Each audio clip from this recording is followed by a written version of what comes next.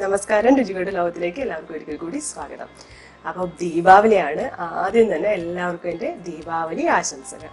അപ്പോൾ ദീപാവലി എന്ന് പറയുമ്പം ശരിക്കും എനിക്ക് തോന്നുന്നു നാട്ടിലൊന്നും ഒരുപാടൊന്നും ആഘോഷങ്ങളില്ലെങ്കിൽ ഇപ്പം ഈ ഇടയായിട്ട് എല്ലാവരും ഇങ്ങനെ ആഘോഷിച്ച് തുടങ്ങുന്നുണ്ട്. അല്ലെങ്കിൽ ഈ ആഘോഷങ്ങൾ എന്നൊക്കെ പറയുമ്പോൾ എന്താ ഇന്ന നാട്ടിലെന്നോ അല്ലെങ്കിൽ ഇന്ന മതത്തിലെന്നോ അങ്ങനെയൊന്നുമില്ല. എല്ലാം നമുക്ക് ആഘോഷിക്കാനുള്ളതല്ല. എല്ലാ ഫെസ്റ്റിവൽസും നമുക്ക് ആഘോഷിക്കാം. ഞാൻ അങ്ങനെ ഒരു രീതിയിലുള്ളതാട്ടോ. ഞങ്ങളൊക്കെ എല്ലാം ആഘോഷിക്കാനുള്ളതാണ്. അപ്പം ദീപാവലിനെ പറ്റി പറയുകയാണെങ്കിൽ തന്നെ ആ ഒരു പേര് പോലെ തന്നെ സന്ധ്യാസമയത്ത് ഇങ്ങനെ കുറേ ദീപങ്ങളൊക്കെ കത്തിച്ച് വെച്ച് അതാണ് മനസ്സിലേക്ക് വരുന്നത്. അതുപോലെ തന്നെ ഇപ്പം ബാംഗ്ലൂരൊക്കെ ആകുമ്പം എന്താ പടക്കം പൊട്ടിക്കുന്നു, പിന്നെ അതുപോലെ തന്നെ പൂത്തിരി, കമ്പിത്തിരി, അങ്ങനെയുള്ള ഒക്കെ ഫുൾ ആഘോഷം, അതായത് വെളിച്ചത്തിൻ്റെ ആഘോഷം എന്ന് തന്നെ പറയാം.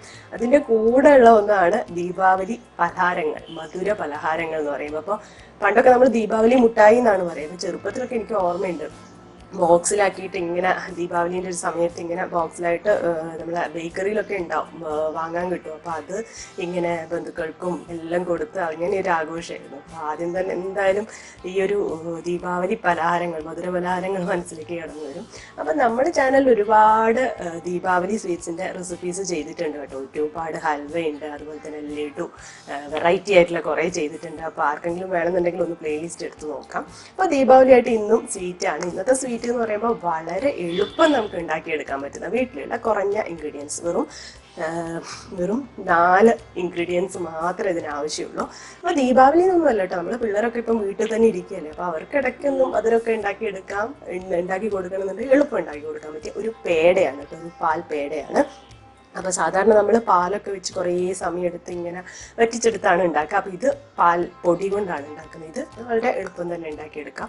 പിന്നെ ഇവിടെ ഞാൻ പ്രത്യേകിച്ച് അങ്ങനെ ഷേപ്പൊന്നും ആക്കി എടുത്തിട്ടില്ല. അപ്പം നിങ്ങൾക്ക് എന്താ പറയുക, കാണാൻ വേണ്ടി കുട്ടികളെ ഒന്ന് അട്രാക്ട് ചെയ്യാനൊക്കെ നല്ല നല്ല ഷേപ്പൊക്കെ ആക്കിയിട്ടും ചെയ്യാൻ പറ്റും കേട്ടോ. അപ്പോൾ എന്തായാലും എങ്ങനെയാണ് ഈ എളുപ്പത്തിലുള്ള മിൽക്ക് പേട ഉണ്ടാക്കുന്നത് നമുക്കൊന്ന് കണ്ടുവരാം.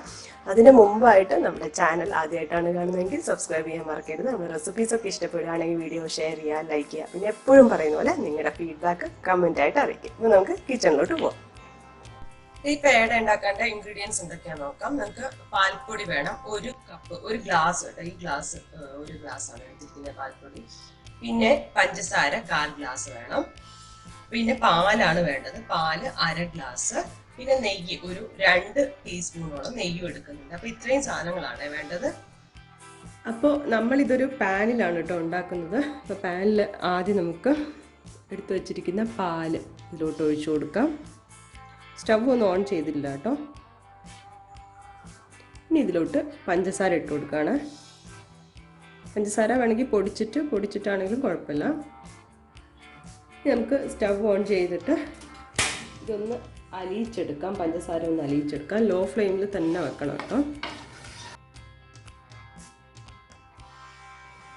അപ്പോൾ ഇത് അലിഞ്ഞ് വരുമ്പോൾ നമുക്ക് ഇതിലോട്ട് പാൽപ്പൊടി ചേർത്ത് കൊടുക്കാം.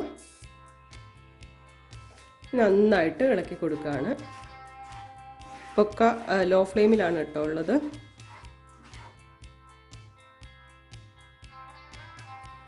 ഇതിലോട്ട് കുറച്ച് നെയ്യ് നമുക്കിപ്പോൾ ചേർത്ത് കൊടുക്കാം. എന്നിട്ട് ഈ ചെറിയ തീയിൽ തന്നെ വെച്ച് നമ്മളിതിങ്ങനെ ഇളക്കി കട്ടയാക്കി എടുക്കണം. അതായത് നന്നായിട്ട് വറ്റി വരണം. അതുവരെ ഇങ്ങനെ ലോ ഫ്ലെയിമിൽ. കട്ട ഉണ്ടെങ്കിൽ അതൊക്കെ ഒന്ന് ഉടച്ചു കൊടുക്കാം. ഇങ്ങനെ ചെയ്തെടുക്കാം കേട്ടോ. ഇപ്പോൾ ഇതാ നന്നായിട്ട് വറ്റി വന്നിട്ടുണ്ട് കേട്ടോ. ഇത് പാനിൽ നിന്ന് ഇങ്ങനെ വിട്ട് വരുന്ന ഒരു പരുവത്തിലാവണം. ഈ സമയത്ത് നമുക്ക് കുറച്ചും കൂടി നെയ്യ് ഇതിലോട്ട് ചേർത്ത് കൊടുക്കാം.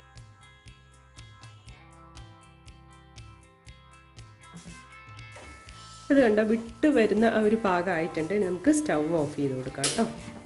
ഇനി ഞാനിത് വേറൊരു പാത്രത്തിലോട്ട് മാറ്റുകയാണ്. എന്നിട്ട് ഒന്ന് ചൂട് വിട്ടതിന് ശേഷമാണ് നമ്മൾ ഷേപ്പാക്കി എടുക്കുന്നത് കേട്ടോ. നമ്മൾ വേറെ പ്ലേറ്റിലോട്ട് മാറ്റിയിട്ടുണ്ട്. ചൂടൊക്കെ ഒന്ന് തണിഞ്ഞിട്ടുണ്ട് കേട്ടോ. കുറച്ച് നെയ്യൊക്കെ തടവിയിട്ട് നമുക്കിത് നന്നായിട്ടൊന്ന് കുഴച്ചെടുക്കാം. ചൂട് നോക്കണം. തടവി ഇത് ഒരു ഷേപ്പിലാക്കി എടുക്കാം കേട്ടോ. അപ്പം ഞാൻ സിമ്പിളായിട്ട് ഒരു ഷേപ്പിലാണ് ആക്കിയെടുക്കുന്നത്. അപ്പം ഇത് പല വിധത്തിൽ ചെയ്യാം. നമുക്ക് ചിലപ്പം ഈ ഒരു ബേക്കറിയിലൊക്കെ കവറിൽ പൊതിഞ്ഞിട്ട് പേട കിട്ടാറുണ്ട്. ചെറിയ ഷോപ്പിലാണ് മിക്കവാറും കിട്ടുക. അത് നമ്മൾ ചെറുപ്പത്തിൽ സ്കൂളിലെല്ലാം പോകുമ്പോൾ ഉണ്ടാവില്ലേ, സ്കൂളിന്റെ മുമ്പിലൊക്കെ ഉണ്ടാവുന്ന ചെറിയ പെട്ടിക്കടകൾ പോലെയുള്ള അവിടെയൊക്കെ കിട്ടും. അതുപോലെ ചെയ്തെടുക്കാം. അല്ലെങ്കിൽ എന്താ നല്ല നമുക്ക് ബേക്കറിയിൽ നിന്ന് കിട്ടുന്നത് പോലെ കുറെ ഡിസൈൻസ് ഒക്കെ കൊടുത്തിട്ട് ചെയ്തെടുക്കാം. ഇപ്പൊ പിന്നെ ആപ്പിൾ പേട എന്ന് പറഞ്ഞിട്ട് കാണുന്നുണ്ട്, അതുപോലെ കളറൊക്കെ കൊടുത്തിട്ട് ചെയ്തെടുക്കാം. അല്ലെങ്കിൽ അതുപോലെ എന്ത് തരത്തിൽ വേണമെങ്കിലും നമുക്ക് ഷേപ്പ് ആക്കി എടുക്കാം. ഇതിപ്പോ ഞാൻ സിമ്പിൾ ആയിട്ടൊന്ന് കാണിക്കുന്നത് മാത്രം. അപ്പം ബാക്കിയും കൂടി ഞാൻ ചെയ്തെടുക്കട്ടെ. അപ്പൊ നമ്മൾ ഈസി ആയിട്ട് ഇവിടെ മിൽക്ക് പേട ഉണ്ടാക്കി കഴിഞ്ഞിട്ടുണ്ട്. എത്ര എളുപ്പം ഉണ്ടാക്കിയ 4 ഇൻഗ്രീഡിയൻറ്റ് മാത്രമേ ഉള്ളൂ. അപ്പോൾ ഇടയ്ക്കൊക്കെ നമുക്ക് മക്കൾക്ക് ഉണ്ടാക്കി കൊടുക്കാൻ പറ്റും കേട്ടോ.